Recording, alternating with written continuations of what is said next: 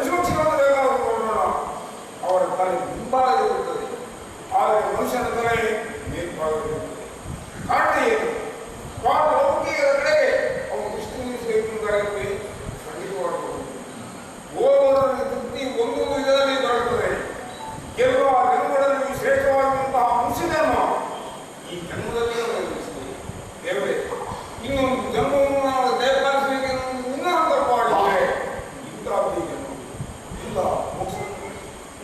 ಈ ರೀತಿಯಾಗಿ ನಾವು ಭಗವಂತನಿಗೆ ಅನುಕೂಲ.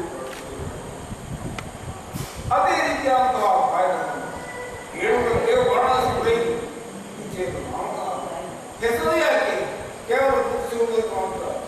ಪಶು ಪಕ್ಷಿಗಳಿಗೂ ಹೆಸರು ತಿಳಿಸುವಂತಹದ್ದು ಬುದ್ಧಿಜೀವಿಗಳ ಅಣಕಡೆಯಾದ ಪುರುಷ ಮಾತ್ರ ಪಶು ಪಕ್ಷಿಗಳಿಗೆ. ಆದರೆ ಮಾನವರಲ್ಲಿ ಹಾಗೆ ಮಾನವ ಬುದ್ಧಿಯೊಡನೆ ತಂದೆ ತಾಯಿಗಳ ಹೆಸರನ್ನು ತಿಳಿಸುತ್ತಾರೆ, ಗುರುತಿಸುವುದು. 10 ಮಂದಿ ಇದ್ದಾನೆ ಅಂತಾದರೆ ಅವನು ಪ್ರತ್ಯೇಕವಾಗಿ ಗುರುತಿಸದೆ ಹೇಗೆ ಹೆಸರಿಗೂ ವ್ಯಕ್ತಿತ್ವಕ್ಕೂ ಸಂಬಂಧ ಇರುವುದಿಲ್ಲ. ಹೆಸರಿಗೂ ವ್ಯಕ್ತಿತ್ವಕ್ಕೂ ಸಂಬಂಧವನ್ನು ತಪ್ಪಿಸ್ತೇವೆ ಅಂತಾದರೆ ಬಹುಶಃ ಎಷ್ಟೋ ಹೆಸರುಗಳನ್ನು ಬದಲಾಯಿಸಬೇಕಾಗುತ್ತದೆ. ಅಂತಹ ತೃಪ್ತಿ ಸಮಾಧಾನವಾಗಿ ಮನುಷ್ಯ ದೇವರೇ ನನಗಿಂತ ನೆಮ್ಮದಿಯ ಬದುಕನ್ನು ಬೆಳೆಸಿ ನೆಮ್ಮದಿ ಅನ್ನೋ ಅರಸಿಕೊಂಡು ದೊರಕಿದ್ದಲ್ಲಿ ತೃಪ್ತಿ, ಮನಸ್ಸಿನಲ್ಲಿ ನೆಮ್ಮದಿ, ಇವುಗಳೆರಡು ಇರುವ ಕಾರಣವೇ ಈ ಮುಂಚೆಯಿಂದ ಇಲ್ಲಿಯವರೆಗೆ ಜೀವನವನ್ನು ಸಾಗಿಸಿದ್ದಾರೆ. ಇದು ಅನುಮಾನಾಸ್ಪದ ವಿಷಯ. ಯಾರು ಬರ್ತಾ ಇರುವುದು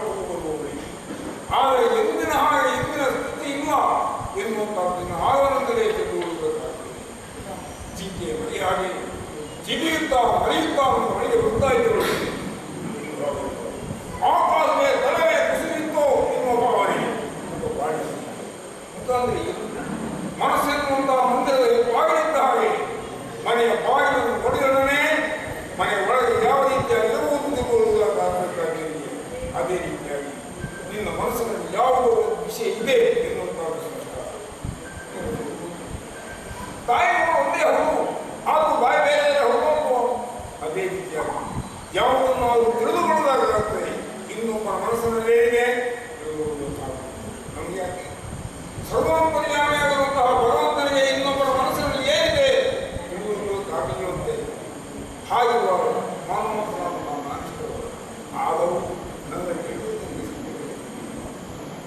ಹುಡುಕುವ ಪುರುಷನ ಹಿಂದೆಯೂ ಹೆಣ್ಣೊಬ್ಬಳ ಕೈವಾಡ ಇರುತ್ತದೆ ಎನ್ನುವಂಥದ್ದು.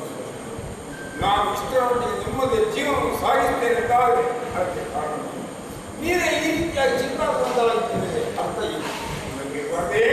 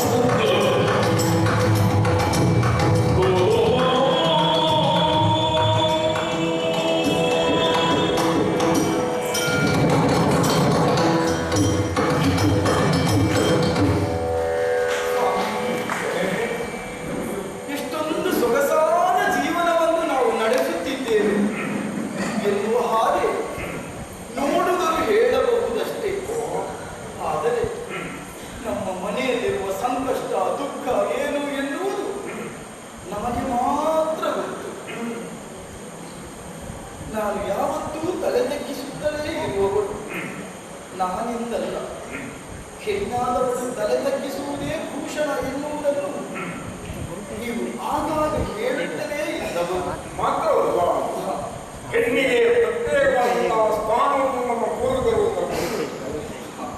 ಗಂಡಸಾದವರಿಗೆ ಸಾಷ್ಟಾಂಗ ಪ್ರಣಾಮಗಳ ವಿಧಿವಿಧಾನ ಹೇಳಲ್ಪಟ್ಟಿದೆ. ಹೆಣ್ಣಾದರೂ ಸಾಷ್ಟಾಂಗ ಪ್ರಣಾಮ ಮಾಡುವುದು ಬೇಡ. ಯಾಕೆ? ಇನ್ನೊಂದು ಜೀವಿಗೆ ಬರುವಂತಹ ಅವಕಾಶಗಳ ಉಪವಾಸವಿರುತ್ತದೆ. ಮಾತ್ರವಲ್ಲ, ಆ ಜೀವಿಯ ಪಾಲನೆ ಪೋಷಣೆ ಬೇಕಾದಂತಹ ಅನ್ಯ ಅದು ಆದ ಕಾರಣವೇ ಹೆಣ್ಣಾದರೂ ಕೇವಲ ಆ ರೀತಿ. ಹೌದು ಸ್ವಾಮಿ, ಇಂತಹ ವಿಶೇಷವಾದಂತಹ ವೃತ್ತಾಂತವನ್ನು ಹೇಳುವುದಕ್ಕೇನು ನಿಮಗೆ ಕೊರತೆಯೇ ಇಲ್ಲ. ಬೇಕಾದಂತಹ ಜ್ಞಾನ ಸಂಪಾದನೆಯನ್ನು ನೀವು ಮಾಡಿದರು. ಆದರೆ ಸ್ವಾಮಿ, ಬದುಕು ಎನ್ನುವುದು ಸಾಗಬೇಕಾದರೆ ಇಂತಹ ಜ್ಞಾನ ಸಂಪಾದನೆಯೊಂದೇ ಸಾಲದು ತಾನೆ. ನಾನು ನಿಮಗೆ ಪತ್ನಿ, ಮಡದಿಯಾದವಳು ಪತಿಯ ಮುಂದೆ ಆಡಕೂಡದು. ಹೌದು, ಒದಗಿದಂತಹ ಸಂಕಷ್ಟವನ್ನು ಕೈ ಹಿಡಿದ ಗಂಡನನ್ನಲ್ಲದೆ ಯಾರಲ್ಲಿ ಹೇಳುವುದಕ್ಕಿದೆ ಸ್ವಾಮಿ? ಖಂಡಿತ ನಿರ್ಮಾಣ ಇಲ್ಲ. ಹೆಂಡತಿಯ ಧರ್ಮಸಮ್ಮತವಾಗಿರುವಂತಹ ಬಯಕೆಯನ್ನು ಗಂಡನವರು ಈಡೇರಿಸಲಿದೆ. ಹೆಂಡತಿಯ ಮಾತು ನಿರಾಕರಿಸಬಹುದು, ಆದರೆ ಮಗನ ತಾಯಿ, ಮಗುವಿನ ತಾಯಿ ಅವಳ ಸ್ವಾಮಿ, ಇರುವುದಕ್ಕೆ ಮನೆ ಇದೆ, ಮನೆ ತುಂಬ ಮಕ್ಕಳೂ ಹಸಿವೆ ಹಸಿವೆ ಎನ್ನುವ ಹಾಗೆ ನಿತ್ಯವೂ ಬಡವಾದ ಕೈಗಳಿಂದ ನಮ್ಮ ಮಕ್ಕಳು ಪರಿತಪಿಸುವುದನ್ನು ನೋಡುವುದಕ್ಕೆ ನನ್ನಿಂದ ಸಾಧ್ಯವೇ ಇಲ್ಲ ಸ್ವಾಮಿ. ಕೈ ಹಿಡಿದ ಅಂದಿನಿಂದ ಇಂದಿನವರೆಗೆ ಉಗುಳು ನುಂಗಿ ದಿನ ಕಳೆದಂತೆ ನಾವು ಹೆಚ್ಚು ಕಾಣುವುದಿಲ್ಲವೇ ಸ್ವಾಮಿ? ನಿಮಗೆ ಕಾಣುವುದಿಲ್ಲವೇ? ದಾರಿದ್ರ್ಯದ ಬೆಂಕಿಯಲ್ಲಿ ಸುಟ್ಟು ಸುಡುಕರೆಯಾಗಿ ಹೋಗುತ್ತಿದೆ ನಮ್ಮ ಜೀವನ. ಕಷ್ಟವೆನ್ನುವ ಕೆಸರಲ್ಲಿ ಕೂತು ನಾರಿ ಹೋಗುತ್ತಿದೆ ನಮ್ಮ ಜೀವ. ಬದುಕು ಕಟ್ಟಿಕೊಳ್ಳಬೇಕು ಎನ್ನುವ ವ್ಯಸನವೇ ನಿಮಗಿಲ್ಲ. ಮಕ್ಕಳಾಡುತ್ತಾರೆ, ಅಪ್ಪನ ಬಳಿಗೆ ಹೋದರೆ ವೇದಾಂತ ಮಾತಾಡುತ್ತಾರೆ. ನಿಮ್ಮ ಬಳಿಗೆ ಬಂದ್ರೆ ನೀವು ಕಣ್ಣೀರು ಸುರಿಸುತ್ತಾ ಇದ್ದೀರಿ ಎನ್ನುವ ಹಾಗೆ ನಾವೆಷ್ಟೋ ಸಲ ಯೋಚಿಸಿಕೊಂಡು ಸ್ವಾಮಿ. ಅಳುತ್ತಾ ಅಳುತ್ತಾ ನಿದ್ದೆಗೆ ಜಾರಿದಂತಹ ನಾನು ಮುಂಜಾನೆ ಏಳಲೇಬಾರದು ಎನ್ನುವ ಹಾಗೆ. ಆದರೆ ನನಗಿಂತಲೇ ಮೊದಲೇ ಎದ್ದಂತಹ ಮಕ್ಕಳು ಅಮ್ಮ ಹಸಿವು ಹಸಿವು ಎನ್ನುವ ಹಾಗಲೇ ನನಗೆ ಎಚ್ಚರವಾಗುವುದು. ಮಲಗುವಲ್ಲಿಯವರೆಗೂ ಮಕ್ಕಳಿಗೆ ಹಸಿವು, ಎಚ್ಚರವಾಗುವಾಗಲೂ ಮಕ್ಕಳು ಕೈ ತಟ್ಟಿ ಹೇಳುವುದು ಹಸಿವು ಹಸಿವು ಎನ್ನುವ ಹಾಗೆ. ನೀವು ಬದುಕು ಕಟ್ಟಿಕೊಳ್ಳುವ ಅಥವಾ ಈ ಗಾಯದ ಕುರಿತಾಗಿ ನಿಮಗೆ ಚಿಂತನೆಯೇ ಇರುವೆ ಸ್ವಾಮಿ, ಚಿಂತನೆಯೇ ಇರುವೆ. ಆದರೆ ಒಂದು ವಿಷಯಕ್ಕೆ ಮರೆತಿದ್ಯಾ?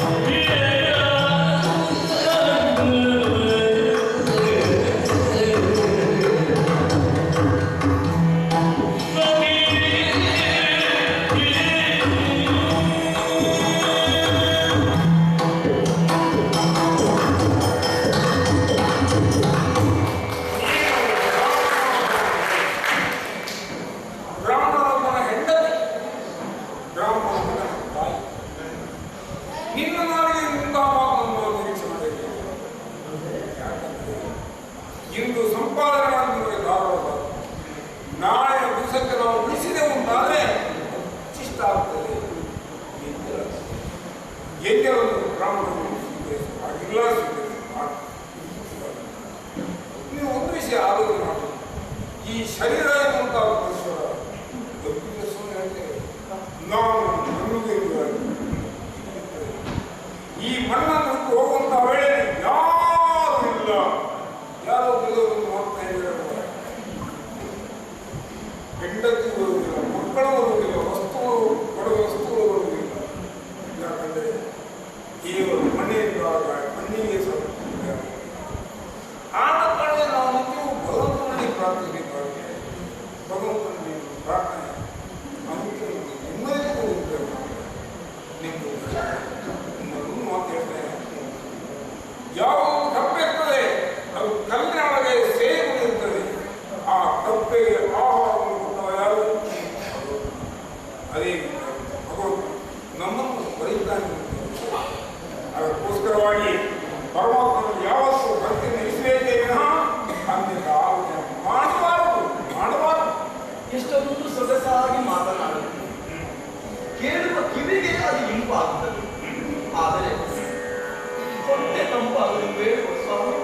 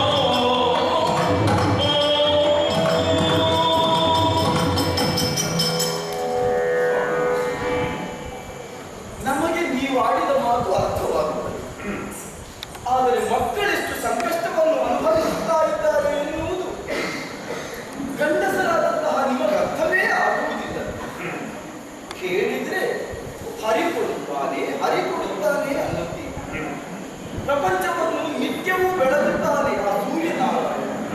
ಆದರೆ ಆತನ ಹೊನ್ನ ಕಿರಣಗಳು ನಮ್ಮ ಬದುಕನ್ನು ಇದುವರೆಗೆ ಬಂಗಾರವಾಗಿಸಿದ್ದೇ ಇಲ್ಲ. ಹಾಗಾದರೆ ಪ್ರಪಂಚವನ್ನು ಕಾಯ್ದುಕೊಳ್ಳುವಂತಹ ಭಗವಂತನ ಕೃಪೆ ನಮ್ಮಂತವರ ಮೇಲೆ ಎಷ್ಟಿದೆ ಎನ್ನುವುದನ್ನು ನಾವು ಅರ್ಥವಿಸಿಕೊಳ್ಳುವುದಕ್ಕೆ ಸಾಧ್ಯ ಇಲ್ಲ.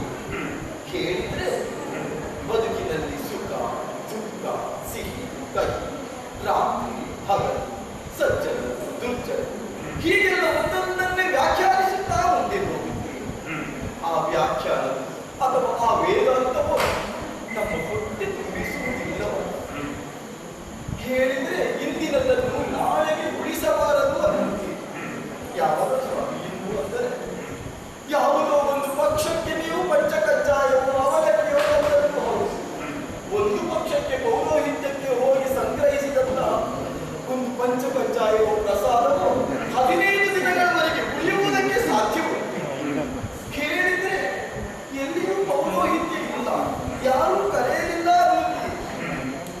ಹೀಗೆ ಆದರೆ ನಮ್ಮ ಬದುಕು ಹೇಗೆ ಮುಂದುವರಿಯುವುದಕ್ಕೆ ಸಾಧ್ಯ?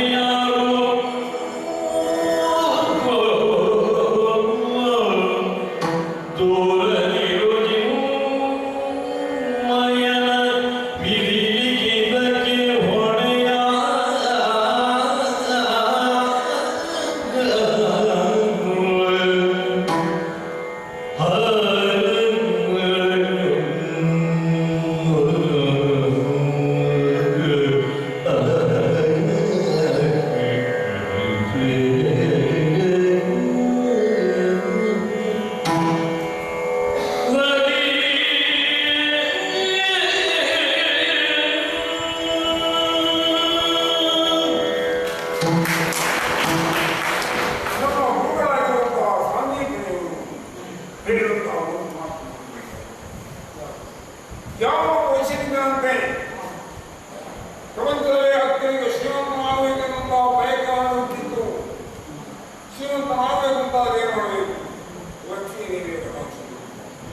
ಲಕ್ಷ್ಮೀ ದೇವಿಯ ಕಟಾಕ್ಷ ದೊರಕಬೇಕಂತಾದ್ರೆ ಏನಾಗಬೇಕು? ಲಕ್ಷ್ಮೀ ದೇವಿಯ ಪೂಜೆ ಪುರಸ್ಕಾರ ಮಾಡಬೇಕು. ಲಕ್ಷ್ಮೀ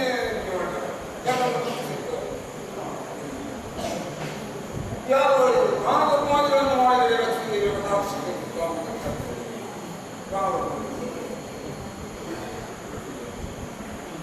ಎಲ್ಲವನ್ನೂ ದಾನ ಮಾಡಿದ ನಿಜವಾದ ಸನ್ಯಾಸಿಯಾದ ಸನ್ಯಾಸಿಯಾಗಿ ಗುಡಿಸಲಿಂದ ಹೊರಗೆ ಹೋಗುವಂತಹ ವೇಳೆಯಲ್ಲಿ ಹೆಣ್ಣು ಮಕ್ಕಳಂತೂ ಭೇದ ಇಲ್ಲ. ಯಾಕಂದ್ರೆ ನಿಜವಾದ ಸನ್ಯಾಸಿಗಳು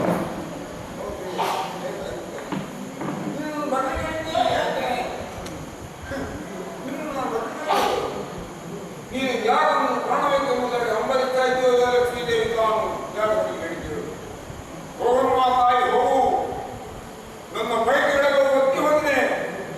ಈಗ ನೀನು ಬಂದರೆ ಮಾಡುತ್ತೇನೆ. ಎಲ್ಲಿಯವರೆಗೆ ನಿಮ್ಮ ಮನಸ್ಸಿನಲ್ಲಿ ಬೈಕೆಗಳಿರುತ್ತವೆಯೋ ಅಲ್ಲಿಯವರೆಗೂ ದರಿದ್ರರಿಗೆ ಲಕ್ಷ್ಮೀ ಯಾಕಂದ್ರೆ ಹುಟ್ಟುವಾಗಲೇ ಇದೇ ರೀತಿಯಾಗಿ ಜೀವಿಸಬೇಕೆಂಬುದಾಗಿ ಆ ದೇವರು ಮನೆಯಲ್ಲಿ ಬರೆದಿದ್ದಾರು. ಅದೇ ರೀತಿಯಾಗಿ ನಾವು ಸಾಂದೀಪದ ವಿದ್ಯಾಭ್ಯಾಸ ಮಾಡುತ್ತಿರುವಂತಹ ವೇಳೆಯಲ್ಲಿ ಕೃಷ್ಣ ಅಂದರೆ ಸುಮ್ಮನೆಂತಹ ವಿಶೇಷಗಳು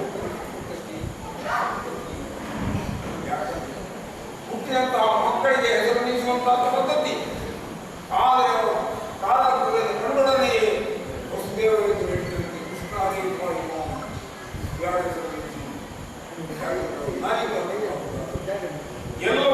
ಎಲ್ಲರನ್ನು ಆಗಲಿರುವಂತಹ ಸ್ವಭಾವ ಯಾರಿದೆಯೋ ಅವನೇ ಕೃಷ್ಣ. ಗಾಂಧಿಗಳನ್ನು ಒಟ್ಟಿಗೆ ವಿದ್ಯಾಭ್ಯಾಸ ಅದು ಆದರೆ ಏನು ಮಾಡೋಣ? ಶ್ರೀಹರಿಯ ಮಡದಿಯಾಗಿರುವಂತಹ ಲಕ್ಷ್ಮಿಯ ಕಟಾಕ್ಷ ನಮಗೆ ದೊರಕಿಲ್ಲ.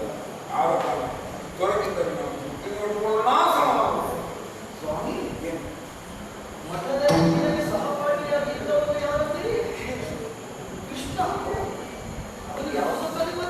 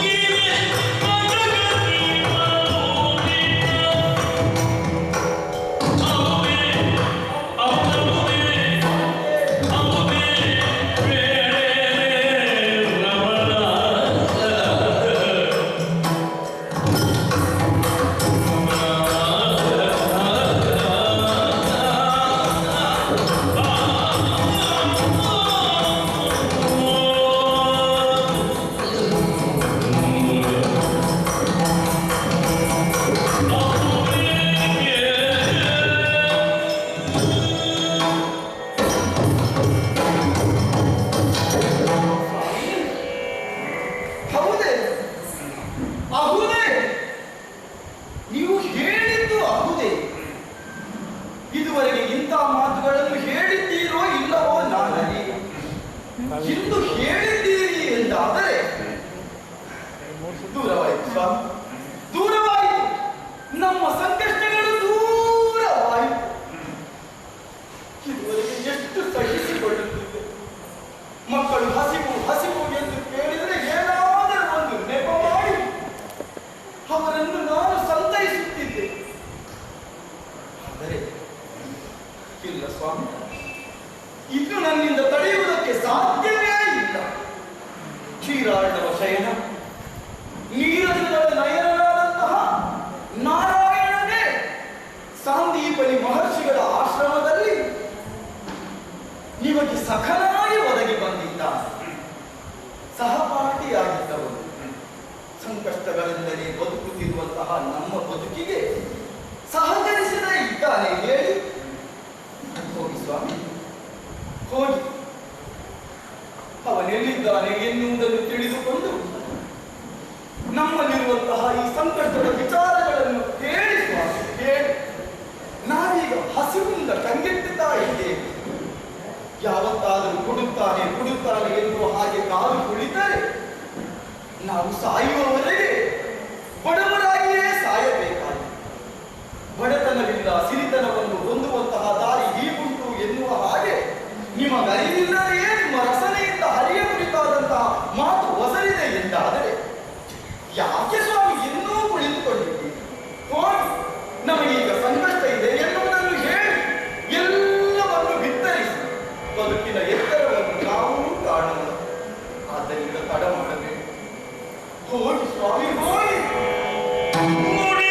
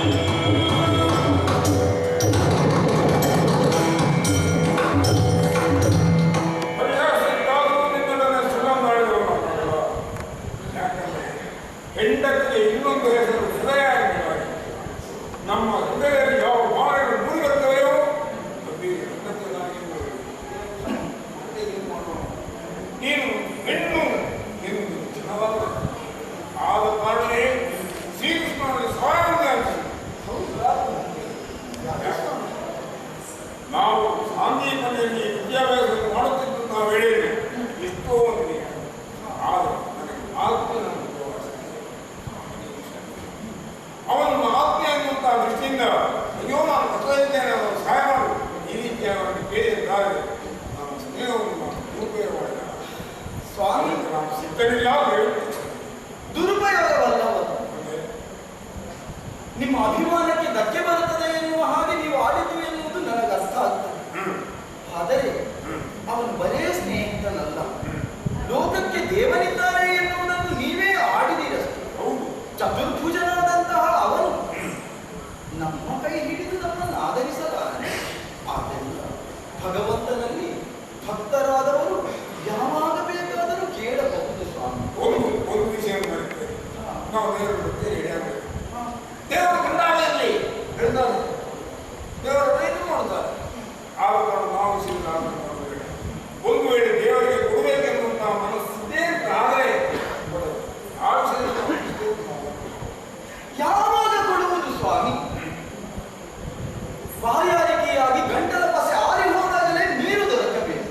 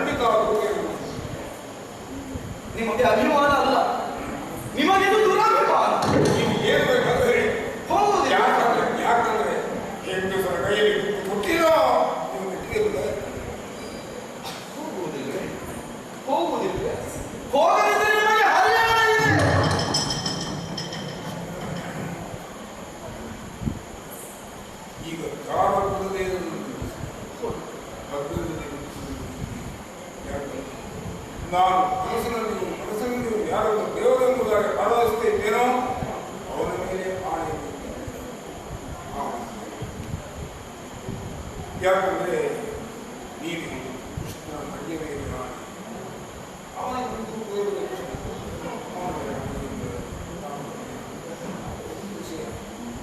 ಸ್ನೇಹಿತರನ್ನು ಕಾಣೋದಕ್ಕೆ ಹೋಗುವುದು ಬರಿಗೆ ಚಂದ ಸ್ನೇಹಿತನಾದರೂ ಅವ ಭಗವಂತನೇ ಆಗಿ ಹೋಗು ನಾವು ದೇವರಿಗೆ ಕೈ ಮುಗಿತೆ ಹೌದಲ್ಲ ನಮಗೆ ನಮ್ಮ ದೇವರಿಗೆ ಅಲ್ಲ ದೇವರ ಮೇಲೆ ನೋಡಿದಂತಹ ಭಕ್ತಿ ಅದೇ ರೀತಿಯಾಗಿ ಆ ಭಕ್ತಿಯನ್ನೇ ಅವರಿಗೆ ಅರ್ಪಿಸಿ ಅಲ್ಲ ಭಕ್ತಿಯಿಂದ ಅರ್ಪಿಸುವುದು ಏನಾದ್ರು ಅರ್ಪಿಸಬೇಕು ಅರ್ಪಿಸುವುದಂದ್ರೆ ನಾವು ನಮ್ಮಲ್ಲಿ ಇಲ್ಲ ನಮಗೆ ನಾವು ಕೊಡುವೇನು ಹಾಗೆ ಪ್ರಾರ್ಥಿಸುವುದಕ್ಕಾಗಿ ಹೋಗುವವರು ನಾವು ಅವರಿಗೆ ಅರ್ಪಿಸುವುದಕ್ಕೆ ಏನಿದೆ ಸ್ವಾಮಿ ನಾವು ಏನು ಅರ್ಪಿಸಲೇಬೇಕು ನೀವು ಬ್ರಾಹ್ಮಣರು ಸಂತರಿಗೆ ಸೇವೆಯನ್ನು ಹೊರಕೊಂಡಾಗ ಬೇಳೆ ಸಾಮಾನ್ಯ ತಿಳಿ ದೇವರುವಂತ ಅಳಿಲು ತನ್ನ ಸೇವೆಯನ್ನು ಸಲ್ಲಿಸಿದರು ಅದಕ್ಕೆ ಅಳಿಲ ಸೇವೆ ಅದೇ ರೀತಿಯಾಗಿ ಭಗವಂತನಿಗೆ ನಾವು ಏನನ್ನು ಅರ್ಪಿಸಲಿದ್ದರೆ ಸ್ವಾಮಿ ನಾವಿರುವುದು ಒಂದು ಮನೆ ಮಾತ್ರ ಮನೆಯಲ್ಲಿ ಒಂದು ಹೊತ್ತಿಗೆ ಒಂದು ಕೂಡು